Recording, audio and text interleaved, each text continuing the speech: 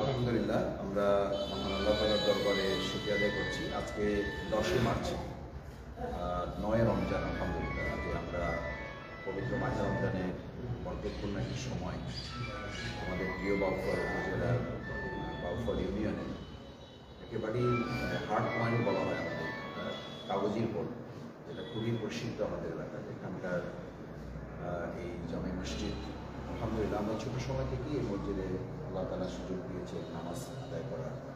আমরা এখানে সবেদারি প্রদান করেছি, আমাদের শিক্ষা শিবিরগুলো এখানে বিভিন্ন প্রশিক্ষণ কর্মসূচি, কোরআন প্রশিক্ষণ, হাদিস প্রশিক্ষণ, নামাজের মাসলা মাসাইল প্রশিক্ষণ আমরা ছাত্র জীবন থেকে আমরা নিজেরাও করেছি। আমাদের বিভিন্ন ভাইদের মুরব্বীদের মাঝেও আমরা চেষ্টা করেছি মসজিদ কাজে লাগিয়ে ইসলামের ব্যাপক প্রচার এবং প্রসারে।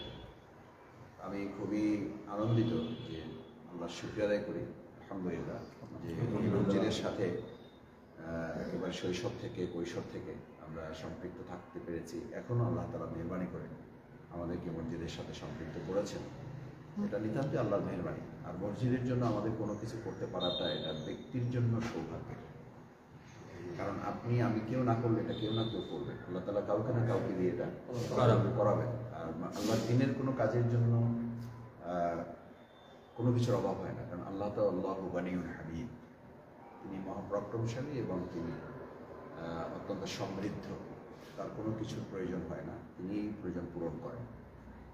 তো আমরা কাবুজিপোল এই মসজিদের আজকে আলহামদুলিল্লাহ রমাদান শুরু হয়েছে। অনেক আগেই আমি নিজেও জেনেছি, আমাকে কোনো একভাবে দু একজন ভাই আমাকে স্মরণ করিয়েছেন যে মসজিদে আলহামদুলিল্লাহ এখন বলা যায় বিদ্যুতের আগের তুলনায় কিছুটা উন্নতি হয়েছে, বেশ ভালোই উন্নতি হয়েছে। বিশেষ করে বিগত 15-16 বছর মুসলিমদের অনেক কষ্ট হয়েছে, কষ্ট হতো। সেই জায়গা থেকে আমি যখন জানলাম যে এখানে যখন বিদ্যুৎ চলে যায় তখন ফ্যানগুলো, মাইক চালানো যায় না, ফ্যান চলে না, তারপরে পানির যে মোটর সেটা চালানো কঠিন হয়ে যায়। সব কিছু মিলে বলা যায় যে মসজিদের বেশ কিছু ফাংশন ইনএক্টিভ হয়ে যায় বা অচল হয়ে যায় সাময়িক সময়ের জন্য। স্বাভাবিকভাবে মুসল্লিদের কষ্ট হয়। তো মুসল্লিদের কষ্ট হয়, আমাদের তখন সকলেরই দায়িত্ব মুসল্লিদের কষ্ট দূর করে মসজিদের কাজকে আরও চলমান করা, বরকতপূর্ণ করা, তাতে করে আল্লাহ তাআলা যেন আমাদেরকে বরকতপূর্ণ করেন সেই উদ্দেশ্যেই মূলত সম্পৃক্ত হয়। সেই লক্ষ্যে আমরা অন্তত রমজানে আমাদের মুসল্লিগণ যাতে একটু স্বস্তির সাথে সালাতুত তারাবি, এখানে তো আলহামদুলিল্লাহ হিফজ হয়, আমাদের এখানে যে তারাবি, খাতমে তারাবি যেটা বলি আমরা, আলহামদুলিল্লাহ সেটা অনেক বছর ধরেই এখানে হয়ে আসছে। আমরা এখানে আজকে স্মরণ করছি আমাদের অত্যন্ত শ্রদ্ধাভাজন মাওলানা মুসালেম, যিনি দীর্ঘদিন এখানকার কাজ ছিলেন, প্রতীক ছিলেন। আলহামদুলিল্লাহ উনি আমাদের শিক্ষকের মতো ছিলেন, ইসলামের একজন খাদেম ছিলেন, ইসলামী আন্দোলনের বাংলাদেশ জামাত ইসলামীর উনি একজন দায়িত্বশীল ছিলেন। আল্লাহ দ্বীনের বিজয়ের জন্য উনি চেষ্টা করেছেন। আমরা এই সময় তার জন্য দোয়া করি, আল্লাহ তাআলা তাকে তার গুনাহগুলো মাফ করে জান্নাত দান করুন। তার সাথে এই মসজিদের খাদেম, এই মসজিদের মুসল্লি যারা ইন্তেকাল করেছেন, তাদের পরিবার যারা ইন্তেকাল করেছেন, আল্লাহ তাআলা তাদেরও মাফ করে যেন জান্নাতে যেন কবুল করেন। এই মসজিদে অনেক মাজুর মুসল্লি আছেন, আমি জানি।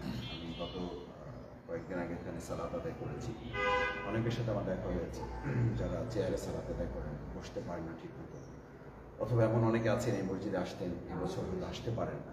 আল্লাহ তাআলার কাছে আমরা তাদের জন্য দোয়া করি, তাদের হায়াতে তৈয়বা দান করুন। সম্মানিত মুসলিম কেরাম, আমরা সেই লক্ষ্যে একেবারে আমি আমাদের যতটুকু সাধ্যের মধ্যে আমরা পেরেছি মসজিদের জন্য, আমি বলি যে আমার ঘরটার চেয়ে আমার মসজিদটা যেন ভালো, আমার ঘরটার চেয়ে মসজিদটা যেন পরিষ্কার পরিচ্ছন্ন, এবং সেটা যেন আমাদের জন্য কাল কিয়ামতের দিন নাজাতের উসিলা হয়। শুধু সেই লক্ষ্যকে নির্ধারণ করি আল্লাহ সন্তুষ্টি অর্জনের জন্য আমরা আজকে এখানে একটু আইপিএসের ব্যবস্থা করে দিয়েছি, যাতে 15টা ফ্যান, 15টা লাইট, এরপরে 4টা মাইক আছে, এখানে 4টা মাইক যেন চলতে পারে, এরপরে ওয়াশরুম সহ এখানে পানি উঠানোর যে ব্যবস্থাপনা আছে। আশা করি এখানে যে আইপিএসের যে ক্যাপাসিটি দেওয়া হয়েছে এবং যে দুটো ব্যাটারি আমরা হ্যামকো কোম্পানি আমাকে যেভাবে সাজেস্ট করা হয়েছে, ওনারা যে ডিমান্ড দিয়েছেন আমাকে আমি সেই বিমানকে সামনে রেখেই চেষ্টা করেছি যতটুকু ভালো মসজিদের জন্য দেওয়া যায় সেটুকু আমরা সবাই মিলে এখানে চেষ্টা করেছি। আমি শুধুমাত্র আল্লাহর সন্তুষ্টির জন্য এবং আপনাদের দোয়ার জন্য। আমি মুসল্লিদের কাছে, এখানে অনেক মুসল্লিরা আজকে আছেন, আবার অনেকে নাই, যারা আছেন তাদের মাধ্যমে আমার অনুরোধ থাকবে যে আপনারা সালাতুল তারাবি, তারপরে পাঁচ ওয়াক্ত সালাত সহ বিভিন্ন সময় আপনারা যখন বসেন বা ব্যক্তিগতভাবেও আল্লাহর রাস্তায় আপনারা আমাদের জন্য একটু মেহরবানি করে দোয়া করবেন। আল্লাহ যেন আমাদেরকে হেদায়েতের উপর রাখেন এবং আল্লাহ যেন তার সন্তুষ্টির জন্য আমাদের সবাইকে কাজ করার তৌফিক দান করেন। আর আমাদের এটা মনে রাখতে হবে যে আল্লাহ তাআলা এটা নির্দেশ, ইয়া আইয়ুহাল্লাযীনা আমানু দুখুলু ফিস-সিলমি কাফা, পরিপূর্ণভাবে ইসলামের মধ্যে কেউ প্রবেশ করতে চাইলে ব্যক্তিগতভাবে, ফ্যামিলিগতভাবে, সামাজিকভাবে, রাষ্ট্রীয়ভাবে ইসলামকে প্রতিষ্ঠিত করতে হবে। না হলে আপনি পরিপূর্ণ ইসলাম পালন করাটা ব্যক্তির জন্য সম্ভব না।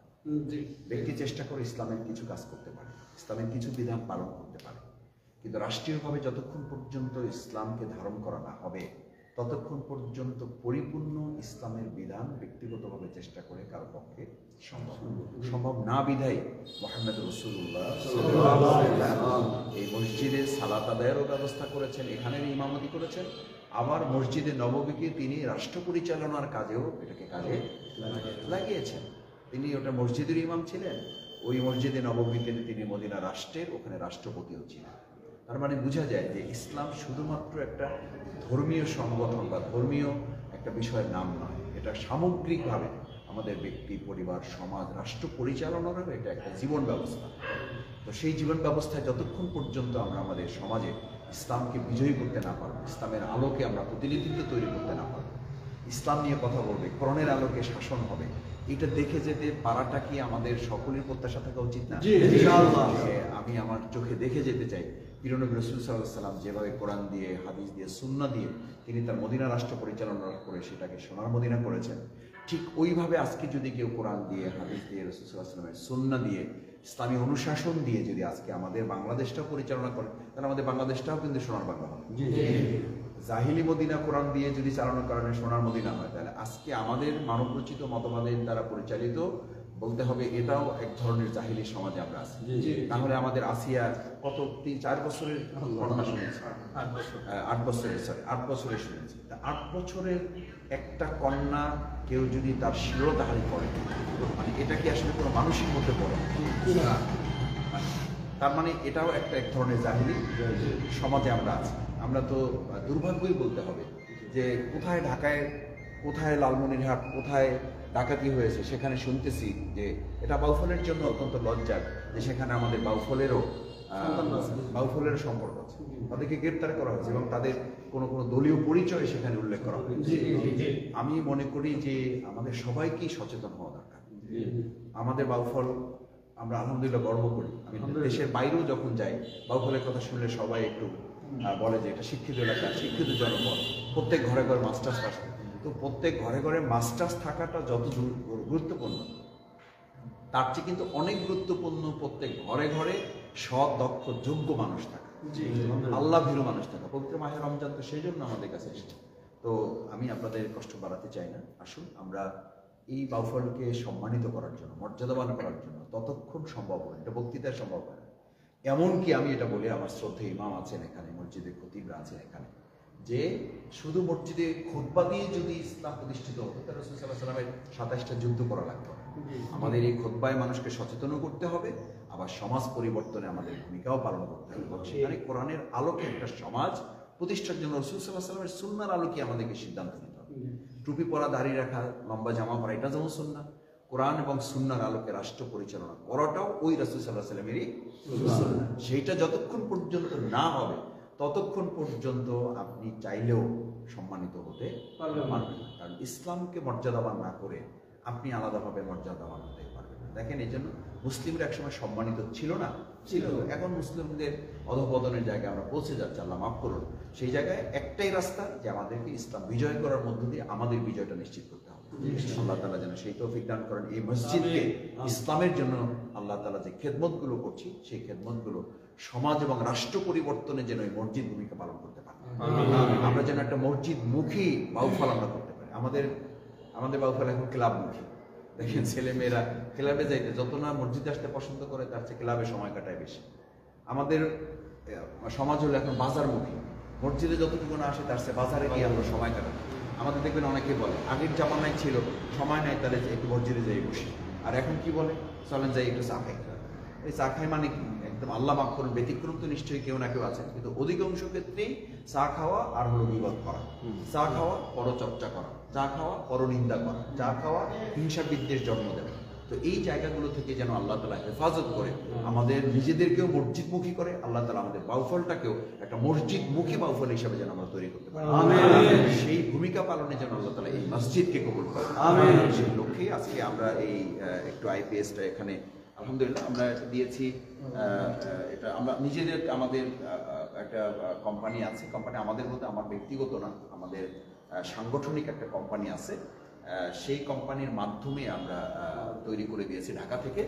bdservice.com একটা আমাদের প্রতিষ্ঠান আছে। আমরা ঢাকাতে আলহামদুলিল্লাহ মানুষের বিভিন্ন কল্যাণের জন্য আমরা কাজ করে থাকি, টেকনিক্যাল সেবাগুলো আমরা দিয়ে থাকি। তো সেখান থেকে একদম আমি আমাদের মতো করে প্রস্তুত করে এটা পাঠানো হয়েছে। আল্লাহ তাআলা যেন এটাকে বালা মুসিবত মুক্ত করে এটাতে বরকত যেন আল্লাহ দান করে। আমরা চেষ্টা করি, আল্লাহ বরকত না দিলে তো আর লাভ হবে না।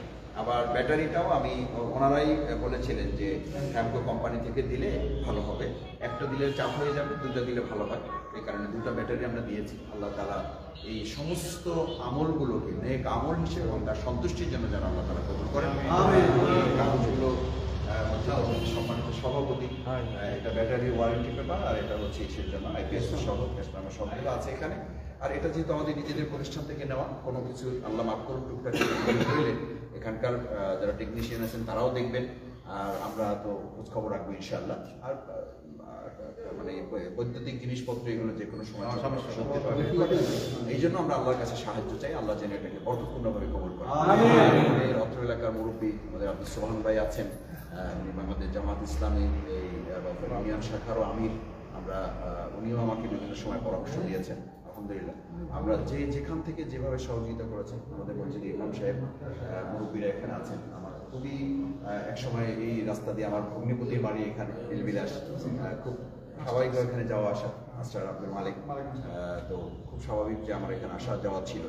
আমি সবাইয়ের প্রতি কৃতজ্ঞ যে আপনারা আমাকে এই সুযোগটু দিয়েছেন। সত্যি বলছি যে আমি কৃতজ্ঞ আপনাদের প্রতি এই কারণে যে আপনারা আমাকে এই সুযোগটুকু দিয়েছেন। না, এটা করার জন্য বহু লোক আছে, কিন্তু আমি করতে পেরেছি বা আমাকে দিয়ে আল্লাহ করিয়েছেন, এই জন্য আল্লাহর প্রতি শুকরিয়া আদায় করে আলহামদুলিল্লাহ। আর আপনাদের প্রতি আপনারা আমাকে এই সুযোগটুকু দিয়েছেন, যে আমাকে জানিয়েছেন, যারা আমাকে এই ক্ষেত্রে সমন্বয় করেছেন। হ্যাঁ, আমাদের সভাপতিও আমাকে জানিয়েছেন, আমি সভাপতির জন্য আলাদাভাবে আল্লাহর কাছে দোয়া করি, বাকি সবার জন্য দোয়া করি। তো শেখ হুজুর যেহেতু আমাদের মাঝে আছেন, আপনি একটু দোয়া করে দেন সঙ্গে।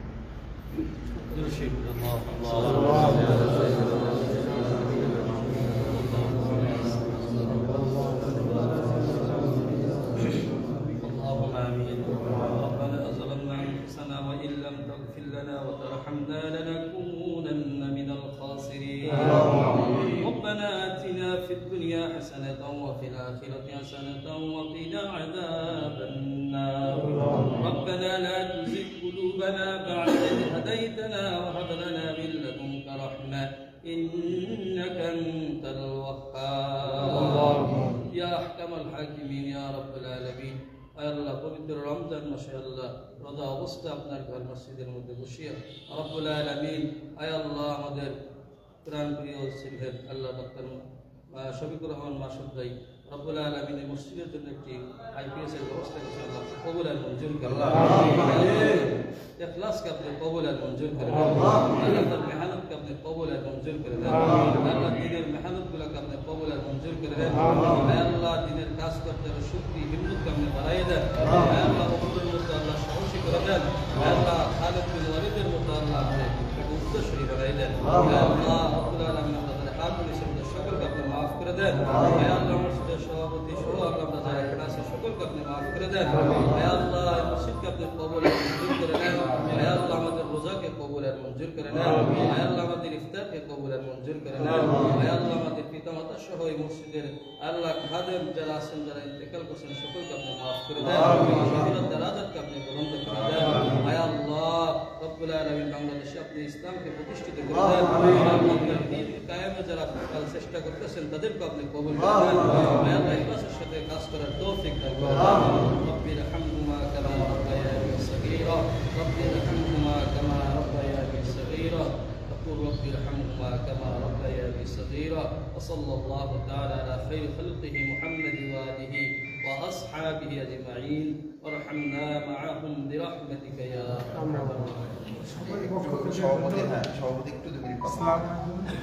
তো আমাদের সুপরিচিত এই এলাকার কিছু সন্তান ডক্টর মাসুদ উচ্চশিক্ষিত, যেহেতু যেখানে আপনারা জানা আছেন পিএইচডি ডিগ্রি সে অর্জন করছে, রাজনীতি অঙ্গনে সে ভালো এবং রাজশাহী ভার্সিটির ভিপি ছিল আপনারা জানেন। তা বিভিন্ন সময় তার উপর অত কষ্ট গেছে, আপনি সব ব্যাখ্যা করা যান, তারপরও সে আছে আমাদের মাঝে আসছে। আপনারা দোয়া করবেন, যেহেতু এই দেশের কীর্তি সন্তান, এর দ্বারা দেশের মঙ্গল হবে, আপনারা তার সহযোগিতা করবেন। বিশেষ করিয়া মসজিদে যে ডোনেশনটা দিয়েছেন, আজ পর্যন্ত টিউটিউ না বিগত স্বাধীনতার পর কোনো এমপি মন্ত্রী এভাবে মসজিদের জন্য আইপিএস বা কোনো জিনিস